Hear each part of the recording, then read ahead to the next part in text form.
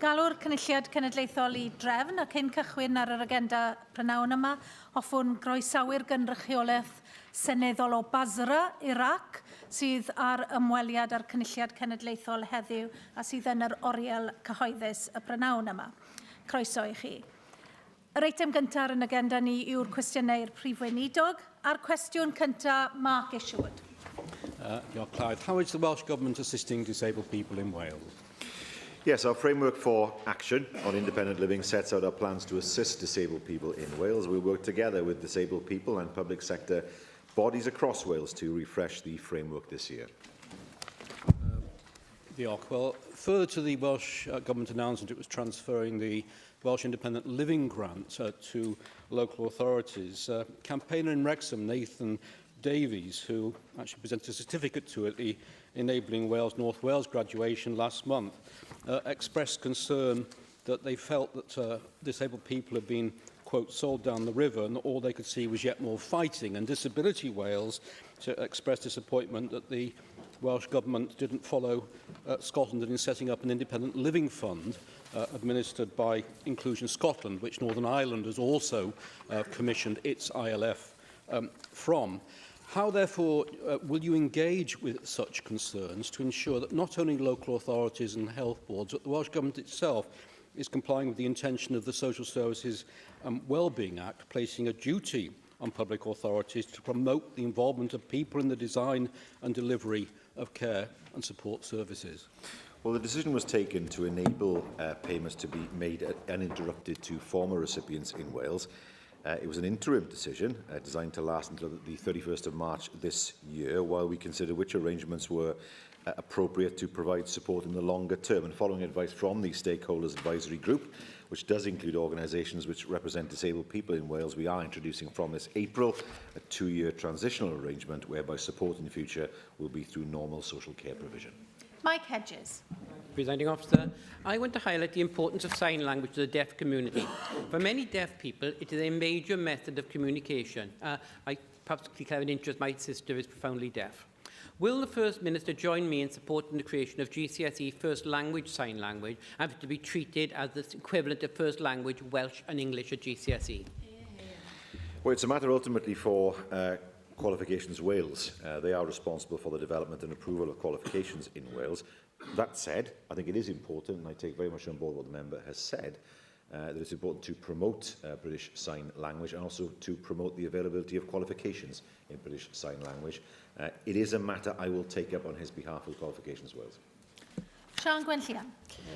Mae dipyn o sôn wedi bod fod posibilrwydd y bydd y lwfans gweini, sef yr attendance allowance, yn cael ei ddatganoli i Gymru o San Steffan.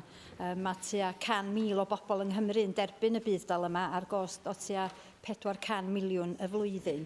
Os fydd y byddaliadau yma'n cael ei datganoli i Gymru, mi fydd rhaid penderfynu wedyn bydd rôl yr awdurdodau lleol. Ac mae Plaid Cymru bob tro wrth gwrs yn croesawu cael mwy o bwera yng Nghymru bydd pobl Cymru. Ond mae yna bryder. Mae dull o arbed arian ydy'r symudiad yma yn y pen draw. Sut ydych chi medru sicrhau na fydd pobl anabl hŷn yng Nghymru yn diodda petai'r newid yma yn digwydd? Mae yna hanes, wrth gwrs, anffodus yn y lle mae yna fydd daliadau wedi cael ei ddatganoli, ond heb yr arian cyfan yn dod hefyd. Fe welwn ni hwnna gyda'r bydd daliadau ynglŷn â treth cyngor.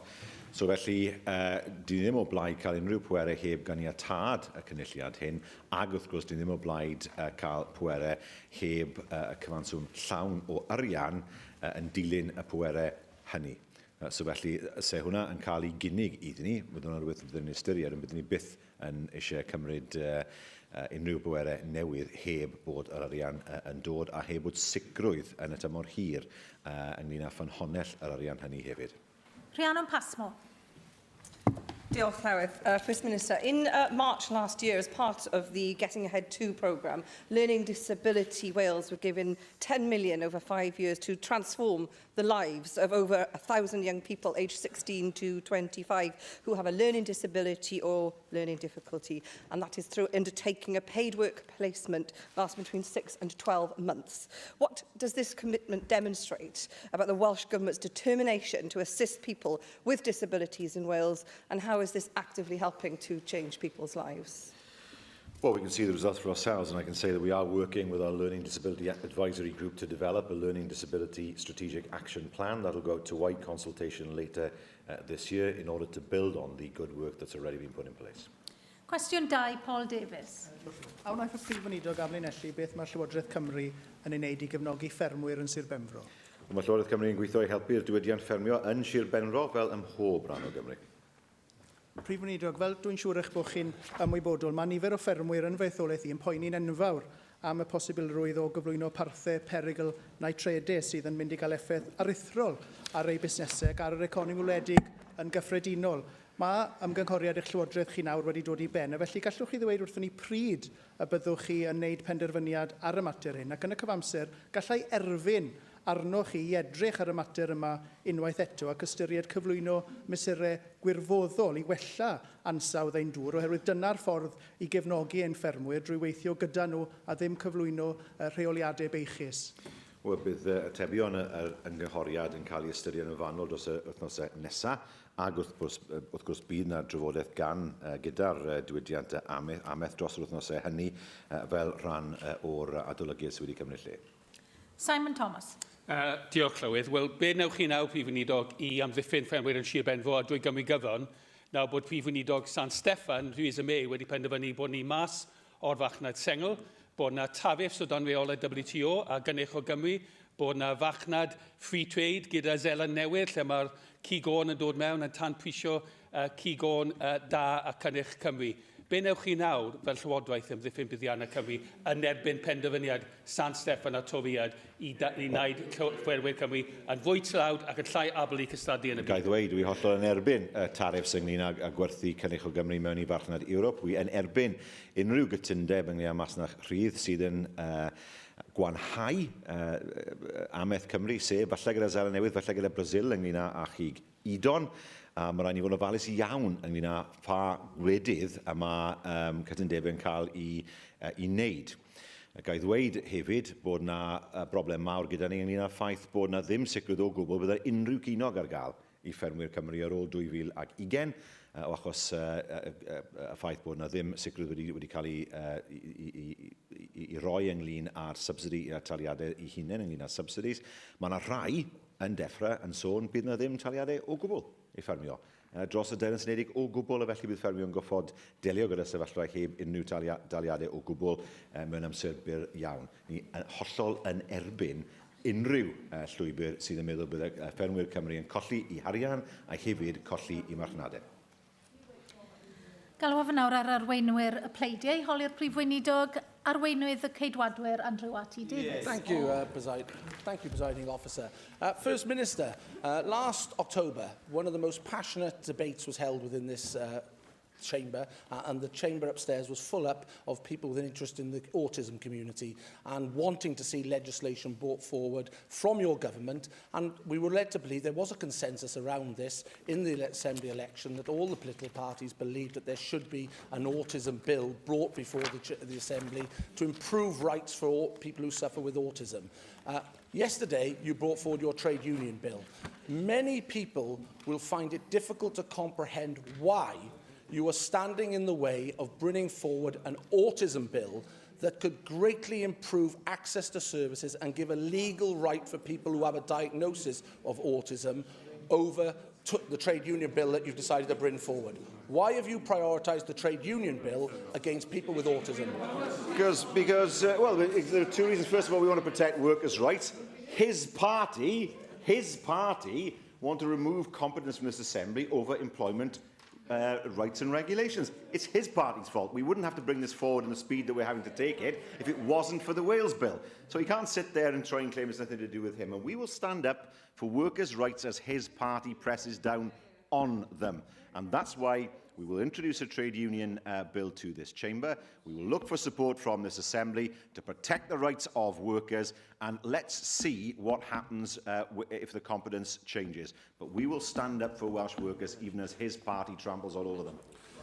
I believe it's the Conservative Party which are delivering for Welsh workers as they are for UK workers. By delivering an economy that has delivered record rates of employment and opportunity and prosperity. but I noticed you did not dwell on the reasoning why your government stood in the way of delivering an autism bill as opposed to the trade union bill, where people upstairs after this debate were genuinely in tears and disgusted with the outcome from this Labour government over the betrayal, as they saw it, of your government's commitment in the Assembly election vis-à-vis the words that were spoken in this chamber in that debate. And what is unreasonable? What is unreasonable in the trade union bill about informing employers when strike action is going to be taken? What is unreasonable about seeking a threshold to get a majority of people who participate in that strike action? There is nothing unreasonable about that. It is your party that has taken us back to the 70s and moving away from empowering workers to get on in this country. So what is unreasonable in that trade union bill that demands that your government bring forward a separate piece of legislation? It is odious that the leader of the Welsh Conservatives tries to use people who are dealing with young people with autism and using that as a way to attack workers in Wales and the rest of Britain. The reality is that unemployment is lower in Wales than it is in England, Scotland and Northern Ireland because of the actions of the Welsh Government. He talks about a threshold. I don't remember him arguing for the threshold in the Brexit referendum. Do you remember that? No, I don't remember that at all. Thresholds weren't important at that stage. I don't believe in thresholds. I didn't believe in a threshold for the Brexit referendum. I don't believe in a threshold as far as strike action balloting is concerned. What I believe in is that we stand up for the rights of workers in Wales despite what is being imposed on them by a hostile Tory government. 50 of his own MPs were calling for strikes to be banned in the public sector. What, you're going to arrest strikers now, are you? Going back to the 70s, he'd take us back to the 30s. You definitely want beer and sandwiches back in Cathays Park, don't you, First Minister? The people you are repaying are the Union General Secretaries who have funded Labour to the tune of £11 million since Jeremy Corbyn became leader. And I challenged you to bring forward that autism bill, which people were genuinely asking for. I have not heard people calling for a trade union bill here in Wales because they feel they're discriminated against. The real danger is that you will be trailblazing regional pay by bringing this bill forward, because you will be lowering the threshold for strike action here in Wales vis-à-vis other parts of the United Kingdom, and most times when strike action is taken is around terms and conditions and pay. So you will be the trailblazer for regional pay if you continue to push this trade union bill through the Assembly. But equally, you should apologise to the people in the autism community who feel they've been let down by you and your legislative programme. It is odious, I use that word again, to suggest that those people who are dealing with autism and who are dealing and caring for those people with autism should be set against people who want to have their rights as workers. Isn't it typical that the Tories' attitude, as it always has been, is set people against each other, divide and rule? We will do all that we can to help those people with autism and those people caring for people with autism. We have done that through previous legislation. We have done that through the funding we have put in place. We haven't cut social services spending by 6%, as he has, and his party has in London. Delayed transfers of care up in England, the disaster of the NHS in England at the moment, all caused by a lack of spending on social services. I make no apology at all for standing up for the rights of workers in Wales and their representatives, and if he doesn't like that, he can go and explain to voters in Wales why he wants people to be in a position where they no longer have the ability to exercise their democratic right to strike. He yaps away, doesn't he? He yaps away like an untrained dog in the back of the chamber there. There's been a lot of yapping during this question and answer. From our perspective, we will stand up for the rights of workers, even as he is indifferent to them. 11 million gets you a bill. Arweinydd Plaid Cymru, Leanne Wood. On December the 15th last year, figures on the performance and the value of the Welsh economy were published. Now, they haven't received a huge amount of attention, but they show that the Welsh economy now stands at 71% of the UK index, down from 71.4% in 2014. Now, we need to be closing that wealth gap and not presiding over it widening. Now, aside from the risk that we face from losing the funds currently received by deprived communities, there's also a risk to businesses and jobs from the decision to leave the European Union. It's vital from a safeguarding jobs perspective that Wales continues to participate as much as we possibly can in the single market. First Minister, do you agree with Plaid Cymru that it is in the Welsh national interest to continue to participate fully in the single market without tariffs or barriers? Well, it's a position we've held for many, many months. The phrase we've used is full and unfettered access. Single market participation amounts to much the same thing. What we have to avoid in the next few months and years is anything that impairs the ability of businesses to export from Wales and therefore makes it more difficult for them to employ people. It's right to say that GDP needs to increase. The way to do that is to invest even more heavily in skills. As people have more skills, they're better able to attract investment that leads to better paid jobs. And that is exactly the direction that we want to move in. I am sure she will have done the same thing, of course. Listen to the Prime Minister's speech this morning. Some of it was welcome. I think the tone was better. It wasn't as aggressive as the nationalist wing of her party, Theresa May's party, tends to explain it. There were issues about recognising the rights of the devolved nations, which I welcome, although there's a contradiction in saying that the British Parliament decides the final deal without the devolved parliaments having their own view as well. Leaving the single market, I don't agree with. It's half in, half out of the customs union needs more explanation. And, of course, how you have control over immigration with a large open border has never been explained either. So there is some clarity, not all of it welcome. Some of it is better from the Prime Minister, but there's still a lot of work to be done to make sure that we have the best outcome for Wales. Thank you for that answer, First Minister. Now, Plaid Cymru would argue that Wales is now facing a made-in-London plan for withdrawing from the European Union. And I'm glad you mentioned the question of exports. On this map, the risk to Wales from a hard Brexit is illustrated very strongly, I think. The Welsh economy is the most dependent part of the UK on exports to the EU, and manufacturing economies like ours rely the most upon that market. And we're talking about industrial jobs, jobs in the food industry, in tourism, jobs that are vital to people in Wales, which cannot be put at risk.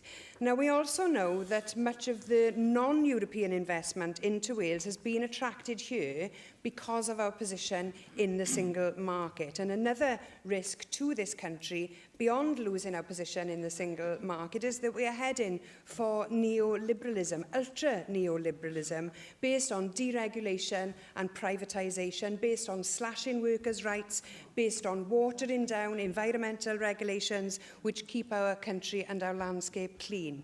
We face losing so many of the hard-won gains, and none of us should be prepared to put those at risk easily.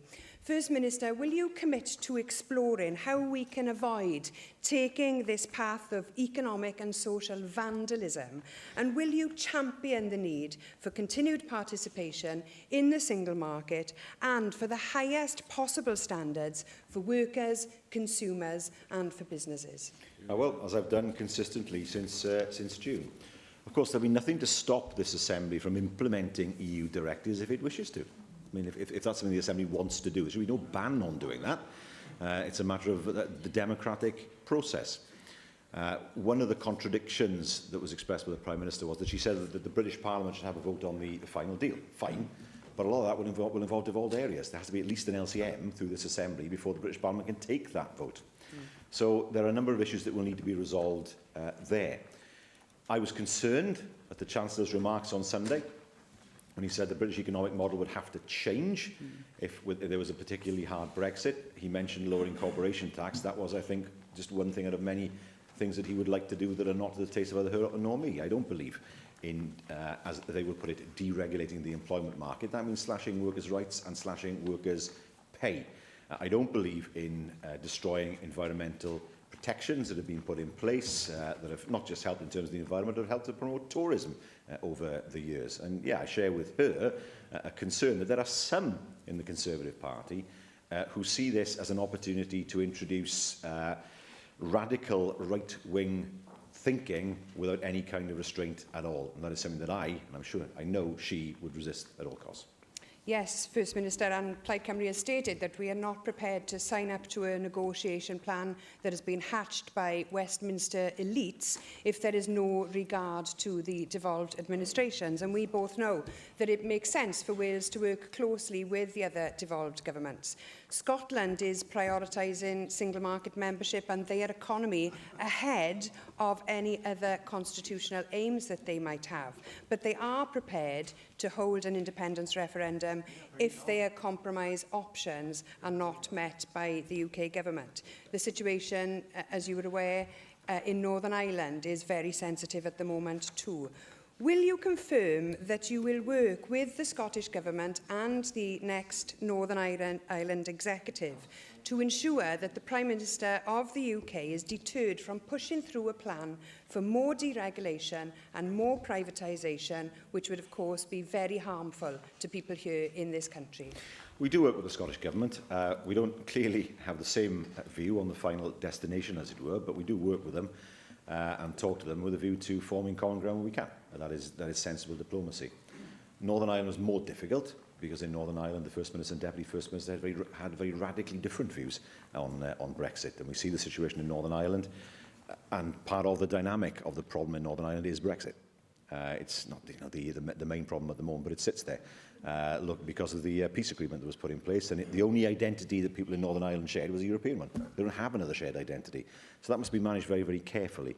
But it's hugely important that whatever the outcome of the election in Northern Ireland, that we're able to work with Northern Ireland and with Scotland to remind Whitehall that this isn't just about the Whitehall bubble, it's about all 4 nations of the UK. Arweinydd Grŵp UKIP, Neil Hamilton. Diolch, Clive. The First Minister is trying to compete with the leader of Plaid Cymru as the sort of Jeremiah of Wales today in relation to Wales's future outside the EU. And I'm sorry to hear him say that he's against lower taxes on business, because the Irish Republic has very successfully used a lower rate of corporation tax to attract a huge number of firms into Dublin, particularly in the financial services sector. So it seems to me wholly counterproductive to Wales's interest to rule this out for the future. But last week the First Minister said in relation to the single market, I don't believe you can have access to the single market and at the same time say you want full control over immigration. Well, that's exactly what we do have with the South Korea trade agreement. Why isn't that going to be possible for us in Britain? How can you have full control of immigration when you have a large open border with the EU? Sorry, I missed that. How can you have full control over immigration if you have a large open border with the EU? Oh, well, there is. Theresa May referred to this in her speech this morning. We did have a common travel area with the Irish Republic long before either of us were members of the EU, and this is a practical question which does need to be solved, and there's no reason to think it can't be solved. But what I'm interested in, as a result.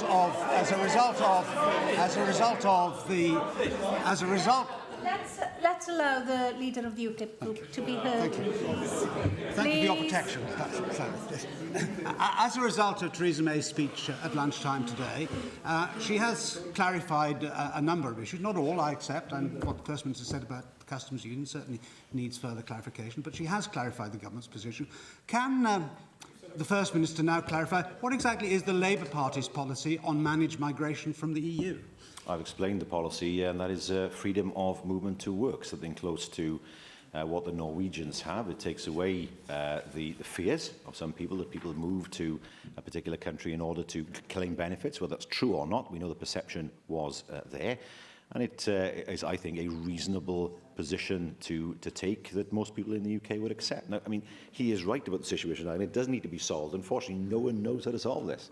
The reality is, my concern is, he's right at the common travel area, but then for the first time ever in history, there will be wholly different immigration policies on both sides of that border. Ireland, it is true, is not part of Schengen, but it will have freedom of movement.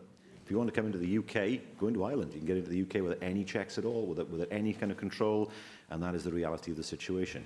In terms of customs, are we then to see the return of the customs posts on that border and customs posts in our Welsh ports?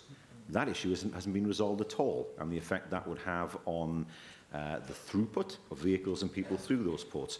What I fear more than anything else is that somehow Northern Ireland gets a better deal in terms of customs than Wales does. That will channel traffic through Kenryan and possibly through Stranraer in the future at a cost of jobs in the Welsh ports. So whatever happens, the situation whether it's the Welsh ports or the Northern Ireland border, has to be the same in order to ensure that fairness of treatment? Well, the First Minister is talking about all sorts of transitional points, which inevitably have to be considered. We had similar difficulties when we entered the EU 40-odd years ago. There were problems of transition. These can be dealt with. But what I'm concerned with is that the First Minister is always looking on the black side of things and imagining the worst. He did this in relation to Donald Trump in the United States. I've raised this with him several times. I've raised this with him several times, and he said that Donald Trump believes in America first. It'll never be possible to agree a free trade agreement with the United States. What is clear is that it's not going to be possible for the EU to agree a free trade agreement with the EU. But Donald Trump himself has said in the last 24 or 48 hours that he would move very quickly to make a new trade deal with the UK. I'm a big fan of the UK. We're going to work very hard to get it done and done properly, good for both sides.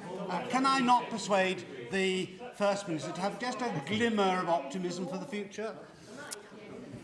Well, I do not believe that the American government will want to have a free trade agreement with anybody that is anything other than very, very positive for the US and negative for the other party to the agreement. What Donald Trump has said, he wants to tear up the Trans-Pacific Partnership, he wants to tear up NAFTA and have an agreement with the UK. Does that mean then we will see beef full of hormones coming into the UK market and undercutting our Welsh beef farmers?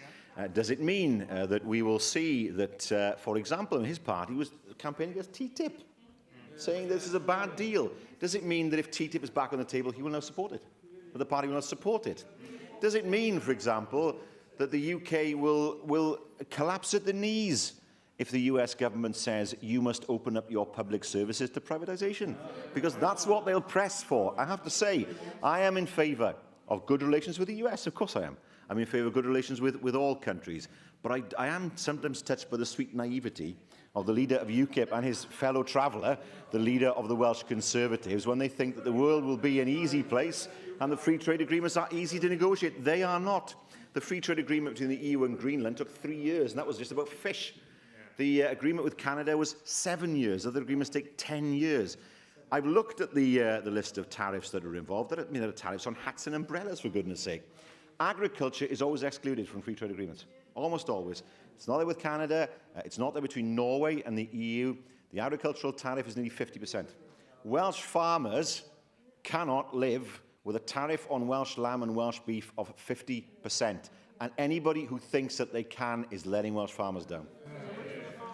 Question 3, Joyce Watson. What is the Welsh Government doing to reduce food waste in Welsh households? Well, food waste in Welsh households has decreased by 12% from 2009 to 2015, and we, as a government, fund the Waste and Resources Action Programme Cymru Love Food, Hate Waste consumer campaign. You're right, First Minister, that food waste has reduced by 12%, and it has saved 105 tonnes of carbon a year over that same period. However, even with that 12% reduction, there has been 188,000 tonnes of food worth £70 million thrown away by Welsh households in 2015.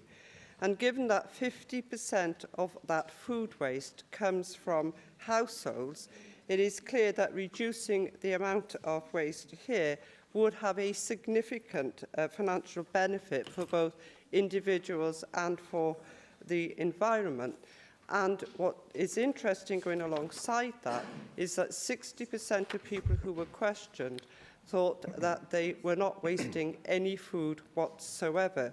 So given those facts, First Minister, what do you think that the Welsh Government could do in terms of at least educating people about the food that they are wasting to the tune of £35 million a year? Well, I can say that Love Food Hate Waste Cascade training is available for communities and businesses. To date, RAP Cymru have trained over 3,400 people in Wales, and that helps consumers to make the most of the food that they buy. It's a start, there's more to do, but we can do more. We have already reduced the amount of food waste. in Wales. Some 24,000 tonnes has been reduced so far. We know there's more further to go, but that work is now ongoing. Susie Davis. Llywydd. Of course, it's not just households, it's public services as well where this needs some attention. The Waste and Resources Action Programme, WRAP, which your government funds, is now working with Abertawe Bro Morgannwg University Health Board to identify how to reduce food waste in hospitals. Now, that's one thing. But last week, ABMU confirmed that admissions to them for malnutrition were at their highest for 5 years. So WRAP and ABMU can work together with other parties to identify and share good ideas. In fact, I'm hosting one of those Love Food, Hate Waste advice sessions in Bridgend this Thursday. You may want to come. But do you think that food waste is just part of a bigger issue for government and society about nutrition and attitudes to food, which we need to take more seriously rather than fragmented responses to things like obesity and packaging, nursing care, animal health, carbon footprint and so on? Part of the problem is, of course, that cheap food is not healthy food. And for so many people, they've seen a squeeze on their incomes since the crash of 2008, and they will quite often say, well, I'd love to eat healthier food, but the reality is I can't afford to. So the member's right. It's not just about targeting health issues. It's about ensuring that people have the skills they need to get into the jobs that they need to increase their incomes so they can eat healthier in a way that they would want to. And that's precisely the way that this government operates, looking at holistic solutions to issues rather than doing it via a compartmentalised formula. Vicky Howells. Diolch, Llywydd. Welsh Government support for the Tomorrow's Valley project based in Llwcoed in my constituency could see food waste providing enough power for 1,500 homes by generating over 1 megawatt of green electricity. What interim evaluation has the Welsh Government made of this project? Well, our priority is to reduce the amount of food waste, obviously produced by households. We are working with the local authorities involved in the Tomorrow's Valley hub to provide targeted campaign support to increase the amount of food waste that is captured by local authorities for recycling. Once completed, of course, that campaign will be evaluated to determine its success by looking at the food waste recycling data. Cwestiwn 4, Hefin David. Will the First Minister provide an update on plans for the procurement of new rolling stock at the commencement of the new Wales and Borders rail franchise? Well, I can say that the procurement of the contract has started, and we've made it clear that we expect to see higher quality rolling stock introduced as part of that process. Travelling on the Rumney to Cardiff line at rush hour on the Valleys lines is a grim experience. I know that from journeys I've taken myself, and the Valleys lines generally, I'm told, are the same.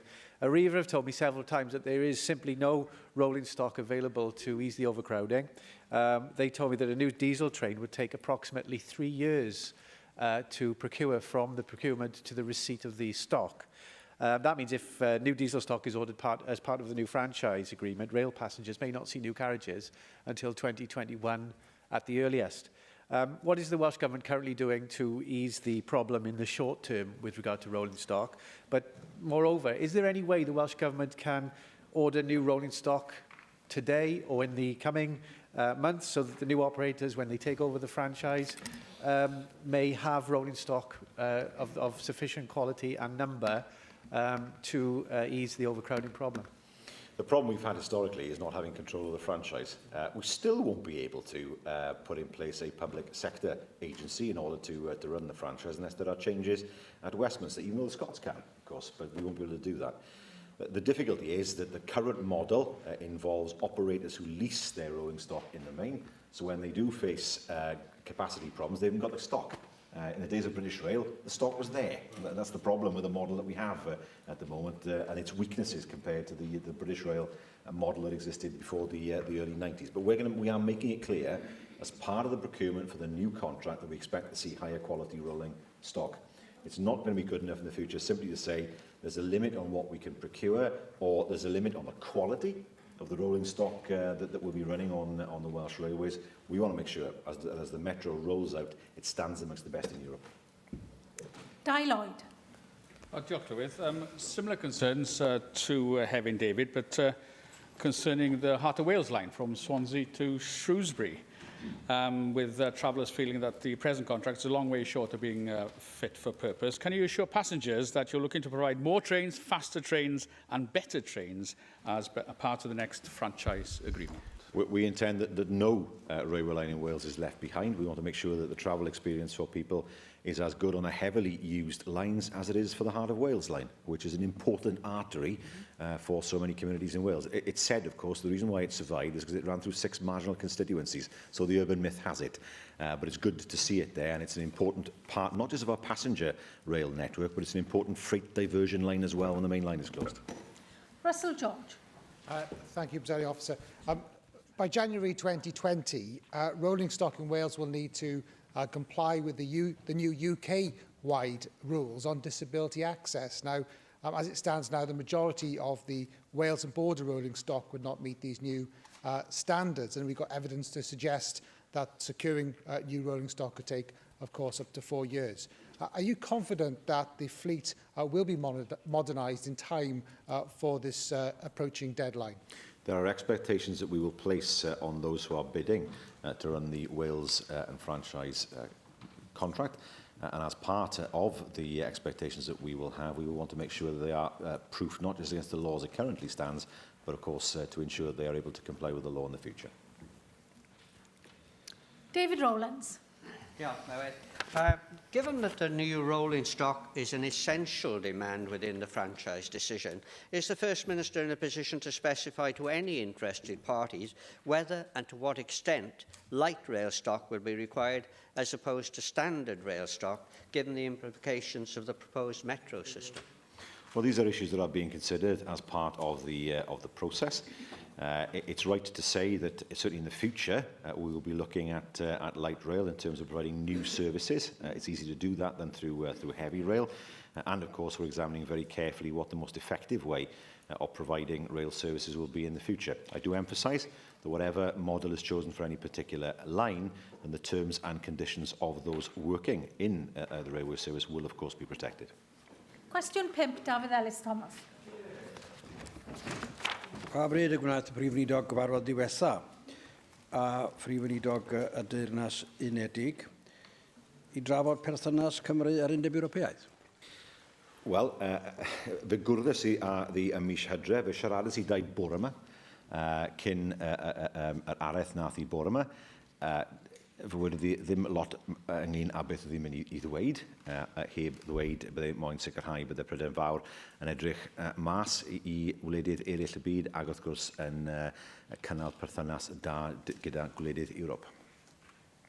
Tra mod i'n falch o glywed fod y Prif Weinidog wedi siarad gyda Prif Weinidog y Deyrnas y bore yma, dwi ddim yn synnu bod e ddim wedi cael llawer o oleuni. Ond o ddeall beth mae wedi ddweud yn yr araith, a di hi yn deall, na fyddai'n briodol iddi hi, fel y Prif Weinidog y Deyrnas Unedig, I geisio negodi ynghyd â gweddill yr Undeb Ewropeaidd a'r faterion sydd wedi datganoli i'r fan yma. Wel, sylwys I bod I wedi dweud bydde ddim newid ynglyn â pwerau datganoledig, a bydde cyfreithiau'n cael ei wneud yn y seneddau dros y Deyrnas Unedig. Fe wedi hefyd bod eisiau cryfhau'r undeb rhwng gwledydd y Deyrnas Unedig. Dwi'n gwybod beth yn gwybod beth mae hwnna'n meddwl. Os mae hwnna'n meddwl, felly fe gewn ni system lle mae yna byrianwaith o sicrhau cytundeb rhwng Cymru, Lloegr, yr Alban a Gogledd Iwerddon ynglyn â rai pethau sy'n gyffredin rhwngdon ni, wel wy'n croesawu hwnna. Os mae hwnna'n rhyw fath o neges I ddweud bydde rai pethau'n cael I benderfynu gan Lywodraeth y Deyrnas Unedig dros Cymru, yr Alban a Gogledd Iwerddon mewn mannau datganoledig, na, bydde ddim yn croesawu hwnna. Dawn Bowden. Powers, and First Minister, no doubt you were as appalled as I was last week when Tory MPs in Westminster talked for 4 hours to talk out the bill from Melanie On MP, the private member's bill from Melanie On MP, which would have safeguarded every aspect of employment legislation currently protected under EU law once we leave the European Union. And I note that in stark contrast to the actions of her MPs last week, the Prime Minister in her statement this morning gave certain assurances on workers' rights. But does the First Minister agree with me that this demonstrates that there is a clear split in the Tory party on this critical issue of workers' rights, meaning it's going to be more difficult than ever to ensure that workers are protected in a post-Brexit Britain? And does he further agree with the TUC that we will need to know exactly what the framework for workers' rights and jobs will be? Well, I did note what she said. I welcomed what she said. In fact, she said that not only would rights be protected, but extended in the future, which I didn't expect, but something I welcome. Undermined, of course, by the Leader of the Welsh Conservatives this afternoon, who shot a very large bullet through that argument. Now, I hope this is a sign she's prepared to face down the rabid right in her own party and to fulfil the promises that she made today, because we know there are some in the Conservative Party who take the view that the best way forward is to make the UK a model of deregulation along the lines of some countries in the world where there are no workers' rights, where people live in fear of their job security and whose quality of life is far lower than that even exists in the UK at the moment. Steffan Lewis. Clywyd, I was interested in the First Minister's earlier comments regarding our future relationship with the EU, in particular the implications for Welsh ports. He suggested that it would be unacceptable for Northern Ireland to have a more favourable customs arrangements than for Wales. So in that context, and in that scenario, would he be arguing against such terms for Northern Ireland, or would he seek a similar differentiated approach for Wales in order to defend our ports and our economy? Well, I don't see customs at all between any point in the UK and any point in the Republic of Ireland. What I fear is that a deal will be done where there will be no customs posts at all on the border between Northern Ireland and the Republic, but yet there will be in the Welsh ports. If you were an operator, the last thing you would want is have to go through customs physically, so you will, instead of going through Holyhead, you'll go through Kenryan and into Larne and to Northern Ireland, which gives Northern Ireland a significant competitive advantage over the Welsh ports. That would represent for me an unfair outcome. David Melding. First Minister, I think a clear Brexit was always the most likely outcome, given what people voted for in the referendum. But now, what happens afterwards has to be our main focus. Do you agree with me that we should seek arrangements that are based on respect for our EU neighbours? There should be no part of wishing the EU to fail. That will cause huge problems for us directly. A strengthening of the role of the World Trade Organization. I am very concerned that American policy may turn on this issue now, whereas I think much of what people who argued for Brexit predicated their view on was that we would move to World Trade Organization rules if that was what was required. And finally, the role of NATO, we remember the very successful summit here in Newport, is a way of projecting to the world that Britain still seeks to fulfill its international obligations and to be a good neighbour. Absolutely true. I mean, Brexit is a little like standing in a restaurant and somebody saying what they don't want from the menu, and then trying to guess what they do want without them expressing a necessary view on it. And as politicians, we've all been trying to guess what they want. There are so many different models. For me, it's always been about making sure that we preserve, protect and enhance the Welsh economy. That is utterly fundamental to my mind. And it is about being a good neighbour. Europe doesn't do disputes very well. History tells us that. We've always been far stronger when we've worked together. The European Union was the framework for peace. It was the framework for peace in Northern Ireland, for that matter. And it's hugely important that that goodwill and cooperation that's been built up over so many years since the end of the war is not lost as we seek a new relationship with the EU in the future. Question 6, Adam Price. Will the First Minister state what plans he has to discuss the package of proposals Tata Steel has presented to the workforce with its interim chair, Ratan Tata? Well, I discussed the issue with the CEO of Tata Steel UK yesterday in a meeting that I had with him, and I've today written to Kaushik Chatterjee, who is the CEO Finance of Tata, who is greatly influential on these matters, and I made it clear that it's hugely important that Tata should explain very clearly to the workforce what the implications of the changes are.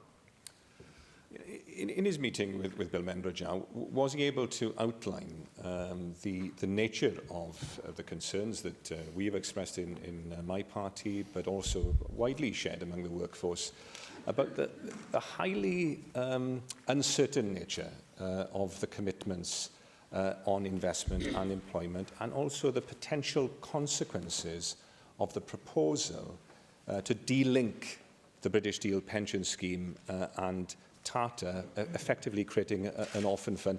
And was he able to seek some assurances or concessions from Tata Steel in relation to these concerns?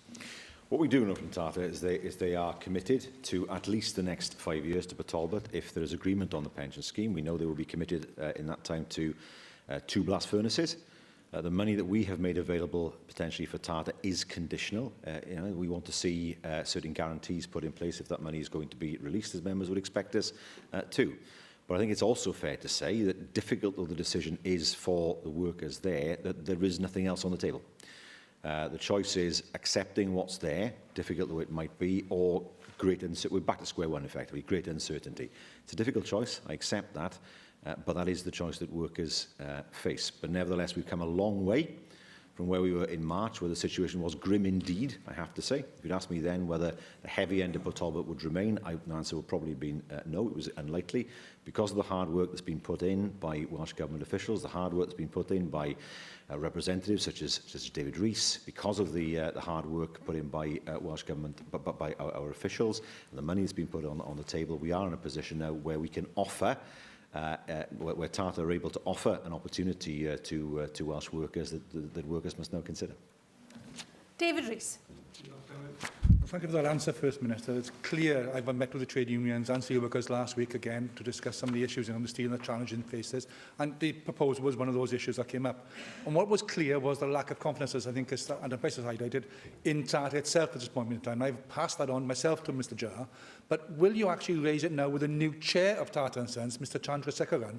Because it's important that a voice from the top of Tata is there to say, we support this deal, we're going to honour this deal, it is going to be on the table and we will deliver it. I think that voice from the top is important to the workers to gain that confidence they've lost in the last 12 months. I think that's an interesting suggestion. As I say, I have made it clear to Tata that it's hugely important that they communicate as effectively as possible to the workforce what is on the table here, and their own commitments, of course. You know, I have no reason to doubt the commitments that Tata has made, but of course these things it's important to repeat in order for people to understand that those commitments are being made. Russell George. First Minister, you said that there's no other offer on the table, and I accept that position as well. But can I ask what initial discussions that you've had as a government with the UK government, the unions and other interested parties in developing an alternative strategy in the event that the current proposal is rejected? The UK government is not interested and hasn't been interested since the change of Prime Minister.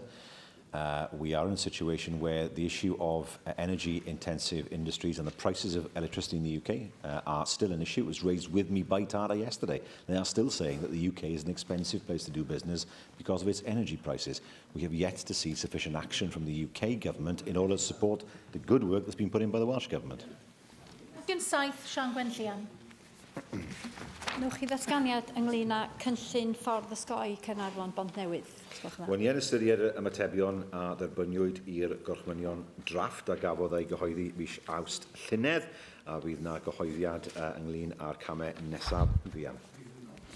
Ges i gyfarfod ddoe efo contractwyr ar gyfer y cynllun yma, sef Jones Brothers a Balfour Beatty, ac maen nhw'n bryderus iawn a dos na ddim dyddiad wedi gyhoeddi ar gyfer ymchwiliad cyhoeddus, ac mae hynny yn ei dro yn mynd i olygu oedi os na symudiad buan iawn ar gyfer hynny. Mae'r cynllun wedi i oedi 12 mis yn barod, fel fyddwch chi'n gwybod, oherwydd dadla ynglyn â slimod. Yn sicr, da ni ddim eisiau mwy o oedi. Fedrwch chi roi sicrhad y gall y contractwyr symud ymlaen efo'r cynllun yma yn fuan yn 2019, sef yr amserlen ar hyn o bryd? Wel, ni yn mynd trwyddo y pethau gath i godi yn y datganiad amgylcheddol ym mis Awst mwyn sicrhau bod hyn yn cael ei ddatrys. Ynglyn ag amrwymiad Llywodraeth Cymru, gaeth dweud wrth yr aelod bod yr amrwymiad i adeiladu'r ffordd osgoi dal i fod yna. Bod yna oedi wedi bod, doedd ddim modd i osgoi hwnna, ond na, mae'n holl bwysig bod yr hewl yn cael ei adeiladu mor gynted as sy'n bosib. Cwestiwn 8, Nick Ramsey. Will the First Minister make a statement on the financial support available for new businesses in Wales? Well, support is available to all businesses, including new businesses, through a variety of funds, including our recently introduced Repayable Fund for SMEs and the Growth and Prosperity Fund. Thank you, First Minister. We know full well the problems that businesses in some areas of Wales are facing with the huge hikes in business rates this April. This is particularly difficult for newer businesses. While I welcome the commitment of extra support in the budget, there's still a lack of clarity over how that money is going to be distributed, and some businesses have told me that they're in limbo, particularly those who need to sign up to longer-term leases. When will the Welsh Government be publishing full details of the new funding package available to businesses, and how businesses will be able to apply for it? That will be published soon. It was important, of course, to get the budget through the Assembly in order not to prejudge the outcome of that. And, of course, I can reiterate that a new permanent rate relief scheme for small businesses will be introduced from next year onwards. Diolch i'r Prif Weinidog. Rwyf wedi derbyn 2 gwestiwn brys.